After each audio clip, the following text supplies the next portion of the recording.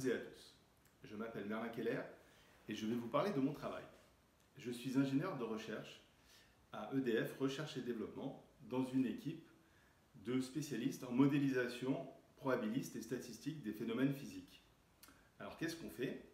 On intervient pour l'ensemble du groupe EDF pour résoudre plein de problèmes, notamment en lien avec l'évaluation du risque industriel, par exemple, pour apporter la démonstration de sûreté de nos installations de production, qui est tout particulièrement importante, par exemple, dans le domaine du nucléaire, bien sûr, mais aussi de l'hydraulique.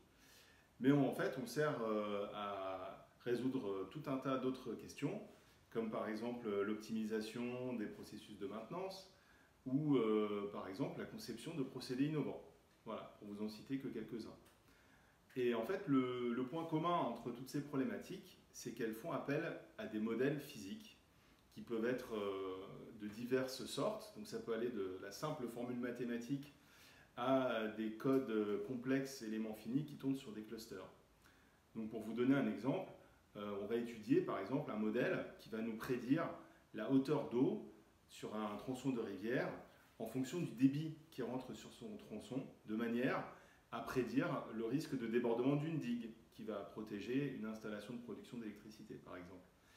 Et l'autre élément qui nous intéresse, c'est que ces modèles physiques sont souvent entachés d'énormément de sources d'incertitudes qu'on va chercher à quantifier de la meilleure manière qu'on peut.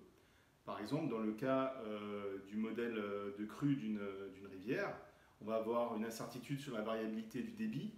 On ne peut pas prédire avec certitude quelles vont être les pluies, donc quelle va être la hauteur d'eau. Donc ça, pour ça, il faut qu'on le modélise de manière probabiliste. Et puis aussi, on va avoir une incertitude sur le modèle, qui n'est qu'un modèle mathématique pour décrire une réalité complexe. Donc pour répondre à l'ensemble de ces problématiques-là, on va développer toute une méthodologie. Donc ça fait plus de 10 ans qu'on développe maintenant une approche générique pour répondre à ce type de problème. Et aussi qu'on développe aussi les outils informatiques qui permettent de mettre en application ces méthodes. Et les maths auxquelles on fait appel font appel à la théorie des probabilités, des processus stochastiques, et aussi on fait énormément de méthodes algorithmiques, donc de maths computationnelles, pour faire de la simulation aléatoire par exemple, ou de l'optimisation. Voilà. Et alors au niveau des activités qu'il faut déployer pour faire tout ça, donc dans R&D, il y a R&D. Donc le R, c'est pour la recherche qu'on fait, à l'image un peu de ce qui se ferait dans un labo universitaire. Donc on lance énormément de stages, de thèses et de post-doc aussi. On écrit des articles scientifiques pour valider auprès de la communauté les résultats de nos recherches, et on participe à des conférences et à des séminaires scientifiques. Et donc le D, c'est pour le développement des outils informatiques qui permettent de mettre à disposition toutes les méthodes qu'on développe auprès de tous les ingénieurs du groupe. Et donc ça, c'est une grosse partie de notre travail, mais on fait aussi énormément de formations justement pour que les ingénieurs puissent se saisir de nos outils et de nos méthodes. Et également, on a une action de mission conseil qu'on a mis en place et que je chapeaute, et qui est là justement pour permettre de répondre à toutes les questions que les ingénieurs se posent en lien avec les incertitudes. Voilà, donc ça vous donne un petit tour d'horizon de l'activité d'une équipe de R&D dans un groupe industriel. Et donc maintenant, je vais vous parler un peu de mon parcours. Comment est-ce qu'on arrive comme ça dans une R&D? Donc il n'y a pas vraiment de parcours type, même si, bien entendu, EDF recrute beaucoup à la sortie des écoles d'ingé, mais il y a aussi beaucoup de gens qui ont un parcours universitaire, comme moi, et qui ont fait une thèse. Donc, moi, j'ai fait une thèse en modélisation statistique à l'université d'Orsay et au CEA de Saclay, dans un laboratoire de neuroimagerie, où j'ai découvert le monde passionnant de la recherche en sciences cognitives. Et ensuite, donc, je suis arrivé à EDF à la faveur d'un postdoc, justement, sur la quantification d'incertitudes et sur l'apport des statistiques bayésiennes, qui sont ma spécialité. Alors, me direz-vous, quel est le point commun entre le cerveau et les centrales nucléaires? Et bien, justement, je dirais que si je devais retenir quelque chose de mon parcours, qui inclut aussi, j'ai oublié de le dire, un passage par l'enseignement national, puisque j'ai été prof dans le secondaire pendant 5 ans, avant de retourner sur les bancs de la fac pour faire une thèse, parce que les maths me manquaient cruellement et j'arrivais pas à me satisfaire d'enseigner l'addition des nombres relatifs en quatrième, mais ça c'est un choix purement personnel. Donc si je devais retenir quelque chose de toute cette expérience, bah, c'est justement d'une part la réalisation de la puissance et de la versatilité de l'outil mathématique.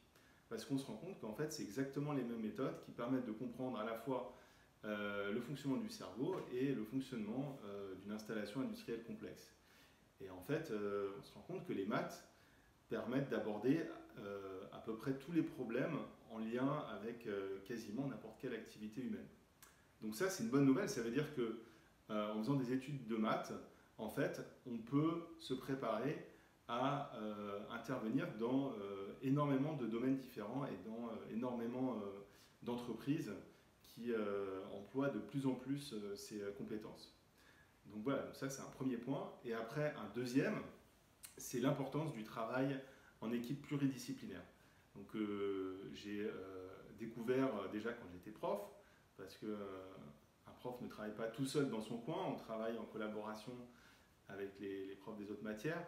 Et à la R&D, c'est pareil, il faut interagir avec des spécialistes de tous les domaines.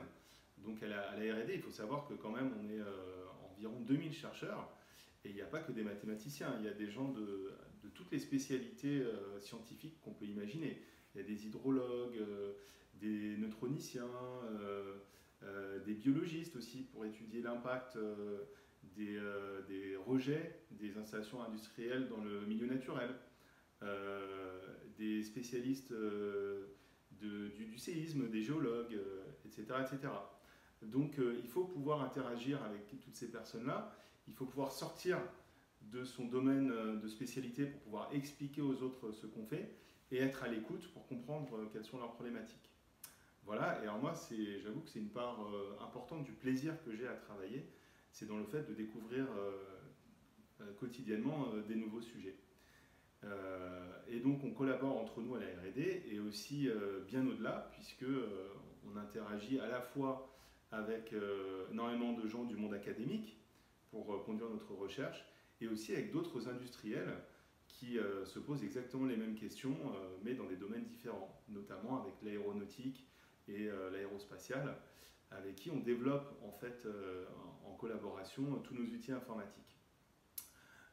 Voilà, et donc je terminerai pour dire que EDF a accompagné le Forum Emploi Maths depuis sa création, et pour nous, ce forum, ça a été l'occasion de faire découvrir nos activités à un public très large et de récolter énormément de CV. Donc pour conclure, je vous souhaite un excellent forum, même si cette année c'est un peu particulier, il est en ligne, mais je pense qu'il y a énormément de choses à prendre et je vous souhaite d'en profiter pour découvrir toutes les carrières qui s'ouvrent à vous à l'issue d'études de maths. Voilà, et donc si vous êtes intéressé pour venir rejoindre nos équipes, n'hésitez pas à faire un tour sur le site www.edf.fr/edf-recrute qui répertorie l'ensemble de nos offres. Voilà, à bientôt.